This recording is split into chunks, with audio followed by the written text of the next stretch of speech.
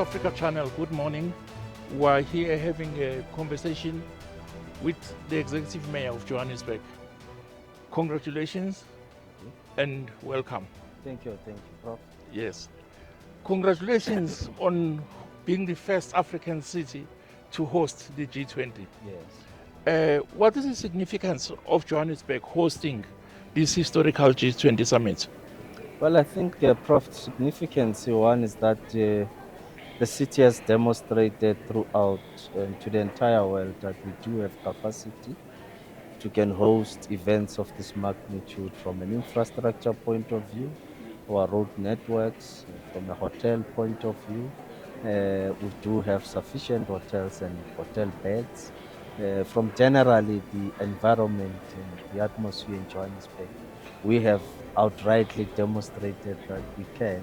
I suspect even the venue we have here might be the biggest we have in the entire continent. Well, I don't have research to confirm that, but I do suggest that we have the right venue, the right facilities to have hosted such an event, from the airport point of view. Guests and delegates getting into the venue was quite easier. So it demonstrates that we do have capacity. What it means for the city's global positioning in terms of investment attractiveness and city diplomacy? We suspect that, in fact, the G20 has placed Johannesburg where we've wanted it to be in terms of attracting investments in a number of sectors that we are busy with. And I believe that we continue to argue and debate that, yes, Johannesburg is an investment attraction, and let investors come into Johannesburg.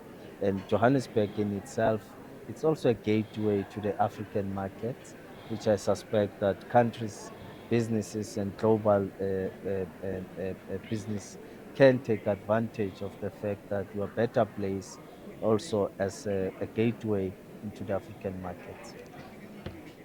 Now, in welcoming the world leaders, delegations, and global media, was there a rationale behind it? What strategies, which bottlenecks were unplugged? Because it was a severe miracle.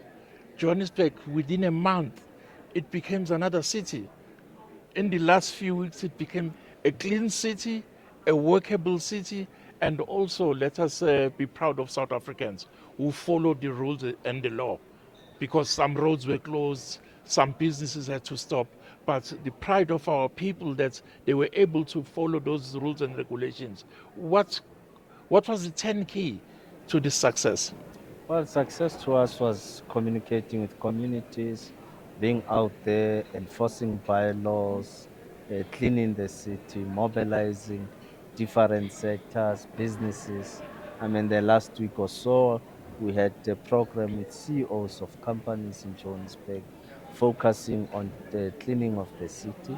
But at the center of those programs is really reclaiming the city of Johannesburg, repositioning it once more to its former glory, and ensuring that we continue to attract investment, continue to position ourselves as a gateway to the African market. So that is the work that we do in Prof, and the work will intensify post the G20, so that when you come back in March and we look back, so what is it that have we done? Where is Johannesburg today? So I want to affirm a situation where we have brought Johannesburg back to its former glory. So this is not a once-off before because of the G20. G20 might have been an impetus. Well, G20 really was an impetus, as you say. And in fact, we did commit when we did the State of the City address in May that these are the programs we're going to do. And in June, we adopted the budget, a well-funded budget, because all these commitments were made in the State of the City required that, of course, we put a budget. And our three priorities were clear: bylaw enforcement and crime prevention. What will that lead to? It will lead to to law and order in the city. It will lead to bylaws being respected and all sorts of things. We then said service delivery, high impact service delivery. What will that lead to? a clean city, proper infrastructure, a collection of waste, etc., etc. And the last part, we then said financial sustainability. It's a priority of the city. So all those three put together are enabling us to get to where we want in terms of reclaiming the city of Joburg. Congratulations again on that point. Thank you. Now, Gauteng's role in driving Africa's urban growth. Gauteng is Africa's economic powerhouse. How does the province plans to leverage on the G20 spotlight? Well, there's quite a number of things. One issue is in relation to issues around tourism, which we think are important and key. Most of the guests who have been here are likely to come back to visit Johannesburg, explore the entire Gauteng province, which is very important for us. Two, it has put what we have argued as municipalities that we really need to look at financial modeling of municipalities throughout the world. And I'm glad to see that even in the G20, there's a declaration around debt reforms, which are Yes. quite critical Yes. in as far as ensuring that African countries can grow their economy and sustain the economy. So matters around solidarity are important for us Yes. Yes. as they continue to position us to rethink about how we create a better world so that Yes. we don't just confine ourselves, our energies and thinking only in Joburg, but go beyond the borders of South Africa to Yes. agitate for a better world. So that is creating opportunities for expanding Africa-led type of development models. Exactly. Yes.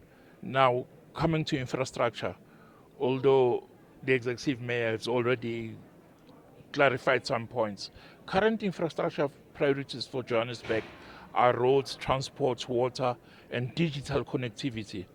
How global partnerships, especially through the G20 and Brics, can accelerate this Well, modernization? the BRICS had contributed quite significantly with the African Development Bank having created a relationship with the city of Johannesburg.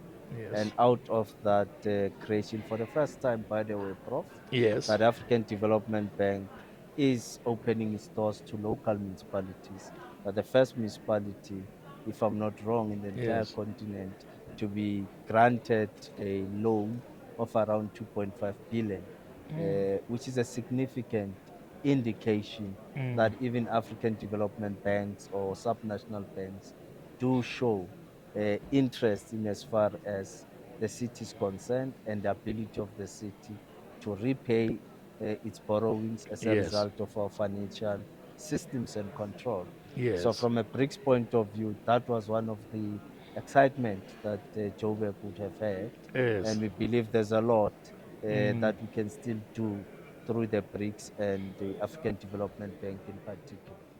Talking about the African Development Bank, talking about the BRICS Bank, how do you envisage the PPP, that is the private public partnership?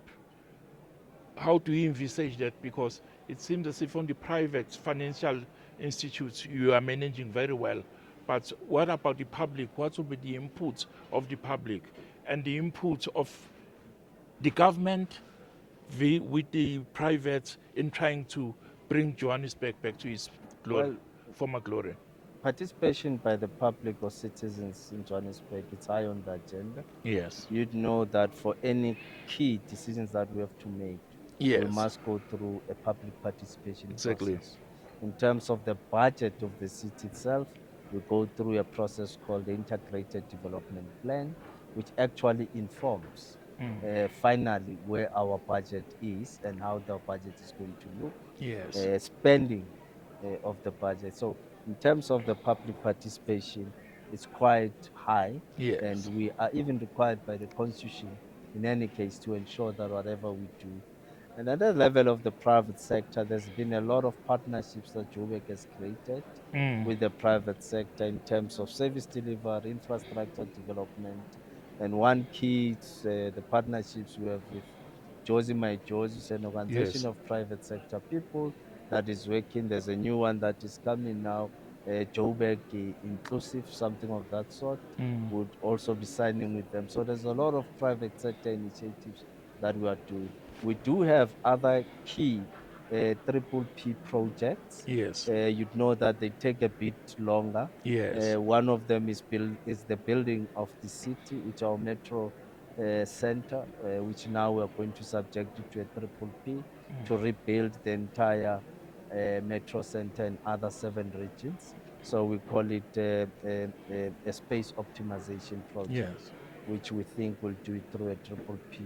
And there's also other infrastructure projects that we have already submitted to national government to try and get them through triple Ps. Let's talk about one point which is a global trend, but beyond being a global trend, we see good yield from it. That is the green transition, be it in energy, be it environment and saving.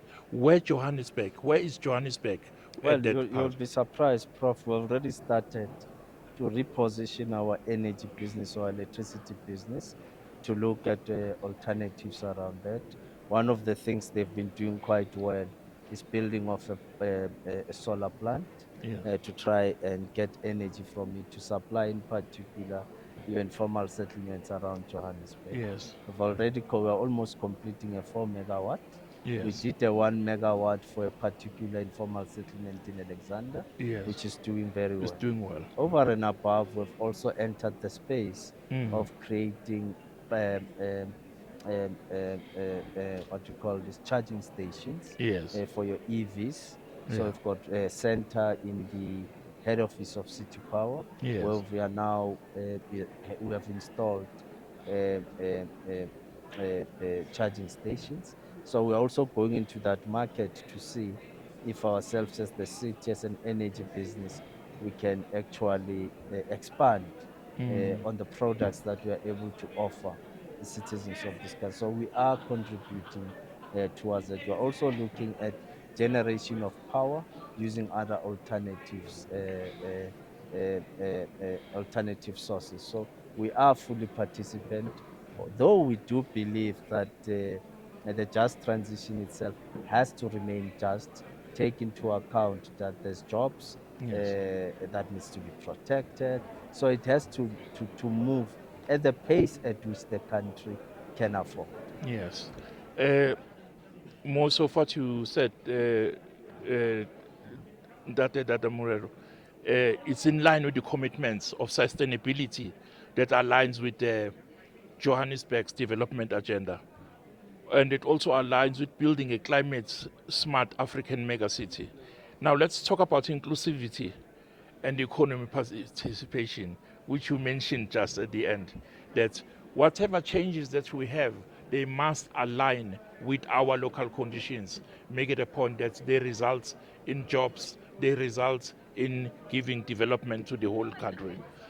Now, in our resolutions or resolutions of the G20, what parts do you look at as most important for Joburg? Where can Joburg leverage on this point and the development that we have here go to other places of Africa in the resolutions that we have had now? Well, the debt reforms are critical towards Africa. And I think it's something that as African governments need to focus and engage foreign governments that they were able to fund. But there's a need to look at reforms. Two is issues around, as you say, sustainability issues in terms of climate action issues.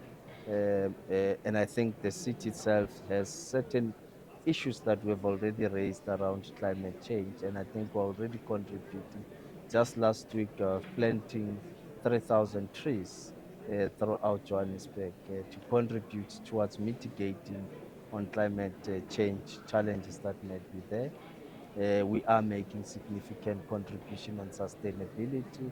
On our waste management, we're also looking at new waste technologies so that we move away from landfills, which is polluting the environment and all sorts of issues. So the interventions that we think the declaration will help us to even move faster in addressing issues around sustainability, which I think as the city we support quite outrightly.